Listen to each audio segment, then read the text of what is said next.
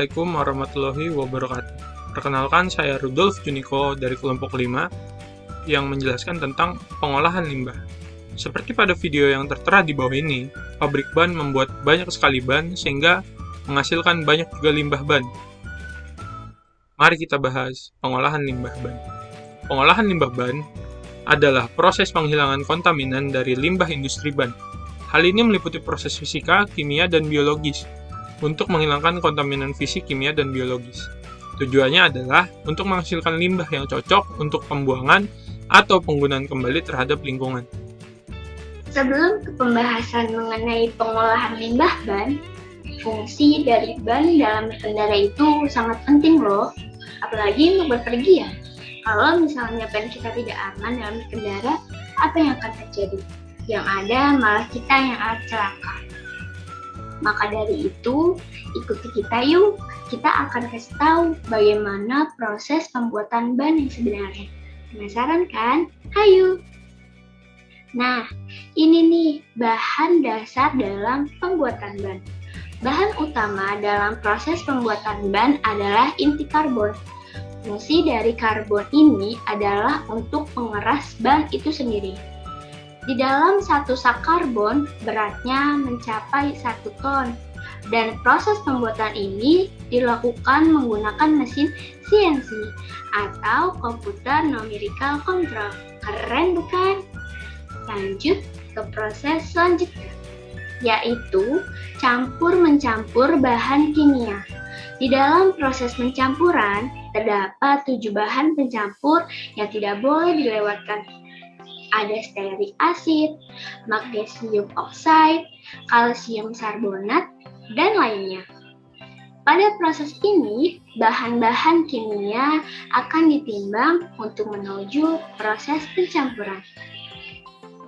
Nah, kalau yang ini namanya sulfur. Sulfur berfungsi untuk mempercepat proses pematangan bahan dasar ban, yaitu inti karbon. Yang selanjutnya adalah proses rubber cutter atau proses pemotongan karet. Karet-karet tersebut dipotong sesuai dengan kebutuhan. Biasanya di dalam satu bal atau satu pak bahan karet beratnya sekitar 35 kg. Agar mempermudah proses pemindahan, gunakan vakum ya, karena satu bal karet ini sangat berat jika menggunakan tenaga kita.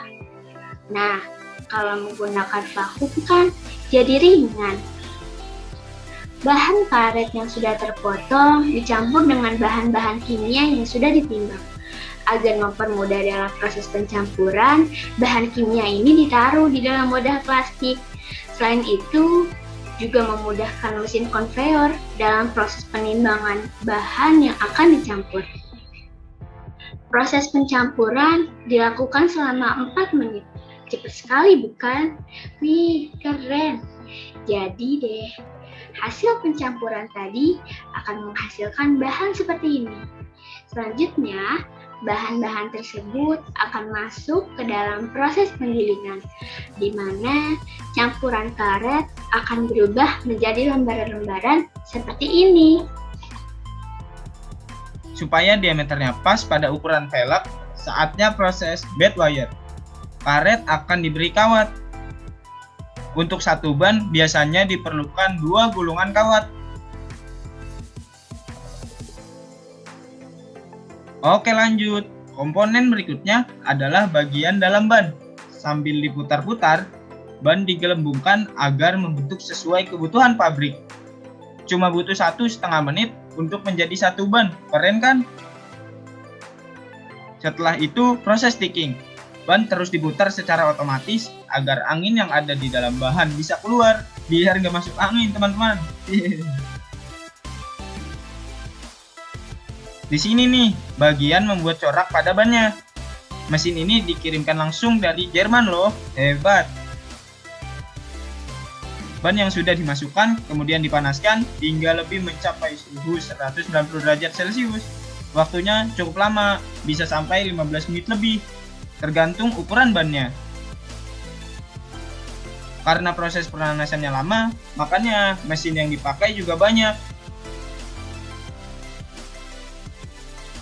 Nah, buat yang jago ngedrive, bannya sudah jadi nih. Hehehe. Eits, bannya harus kita cek lagi nih di area inspeksi atau pengecekan. Ban yang tidak layak atau cacat akan dipisahkan. Para pekerjanya pasti sangat teliti nih. Setelah itu diperiksa, bannya nanti akan masuk ke proses balancing. Fungsinya mencari beban yang teringan. Ban yang lulus uji akan diberi label warna kuning. Kalau tadi mencari beban yang teringan, sekarang mencari beban yang terberat atau sebaliknya. Nama prosesnya uniformity. Ban yang lolos uji akan diberi label warna merah. Masih ada satu lagi nih. Sebelum dipasarkan di masyarakat. Sekarang waktu proses pengetesan kekuatan ban dengan tes high speed atau uji coba kecepatan tinggi. Wis, kenceng bener. Kecepatannya mencapai 430 km per jam. Lebih kencang dibanding pesawat yang mau take off. Oke, bannya sudah siap dipakai nih. Kita langsung coba ngebut aja yuk. Wih. Para drivernya nggak sabar pengen mencoba bannya nih. Hehehe. Mobilnya kenceng bener, mantap. Ban-ban yang sudah gundul bukanlah akhir dari sebuah perjalanan ban tersebut. Ban yang sudah gundul tentunya tidak aman lagi digunakan. Tetapi bagi sebagian orang Jerman, ban bekas ini merupakan komoditas berharga bagi sebuah perusahaan di Jerman Timur. Nah, ada salah seorang warga Jerman ini tertarik dengan ban dari truk besar. Nah, dia ini mengatakan bahwa ban truk itu terbuat dari karet ilmiah dan kawat besi. Nah, dari semua komponen itu bisa dipisahkan dengan mudah. Dia menggunakan magnet untuk menarik kawat dan yang tersisa hanyalah karet tersebut. Nah, dalam proses pembuatan ban itu digunakan suhu tinggi untuk mengepres karet agar ban tersebut bisa kokoh dan berat. Nah, jadi di sini diperlukan sebuah mesin-mesin khusus untuk menghancurkan ban-ban tersebut. Nah, ini cukup memakan banyak energi per tahunnya yang bisa setara dengan energi 1.200 rumah tangga. Nah, dia juga selalu mendapatkan ban-ban bekas dengan gratis. Nah, tetapi perusahaan daur ulangnya ini harus menjemput sendiri di garasi atau penjual ban karena ban truk-truk ini bisa dibilang sangat besar. Satu kontainer hanya bisa memuat 100 ban. Nah, untuk menekan biaya pengangkutan dan transportasi, perusahaan tersebut rela menyebut ban hingga ratusan kilometer. Perancang asal Berlin tidak perlu melakukan perjalanan jauh. Ia mendapat bahan mentah secara gratis dari toko sepeda di dekat rumahnya. Sebagian barang yang dibuatnya berasal dari ban dalam sepeda. Ia mencari ban dalam dengan beberapa kriteria seperti kelebaran dari ban dalam tersebut dan lebih berfokus pada apa yang ia sebut sebagai potongan berharga yang mungkin ada profilnya ataupun tidak, sehingga harus disortir terlebih dahulu. Ia juga tidak hanya membuat tas berharga mahal dan kreasi unik, ia juga mempunyai dompet dan gantungan kunci yang dijual dengan harga pasaran seperti produk-produk komersial lainnya. Dibanding dengan bahan lainnya, desainer tersebut menyebutkan karet mempunyai banyak keunggulan. Keunggulannya, material ini adalah persediaannya tidak terbatas. Lebih banyak yang bisa ia olah. Bahan karet ini juga tahan air dan merupakan alternatif bagus untuk produk kulit. Di pabrik daur ulang ini, ban bentuk asli tidak terlihat lagi. Karet yang dihancurkan dibentuk menjadi karpet kecil hingga lembaran besar yang beratnya mencapai 80 kg. Karet dipres dengan bobot 1000 ton sehingga sangat kuat dan bahkan melindasnya lagi dengan tank. Perusahaan tersebut mengembangkan proses baru yang mengoptimalkan produk karet. Yang didaur ulang, produk perusahaan lain mengintegrasikan karet alamiah atau substansi lain. Perusahaan tersebut hanya menggunakan ban bekas.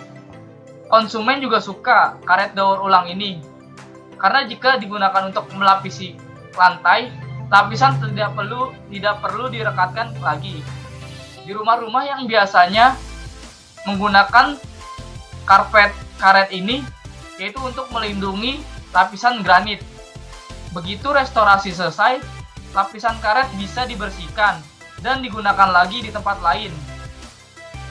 Dan juga bahan ini memiliki kekuatan yang bisa bertahan hingga bertahun-tahun. Sekian penjelasan dari kelompok kami mengenai pengolahan limbah karet ban bekas. Kurang lebihnya mohon maaf. Wassalamualaikum warahmatullahi wabarakatuh.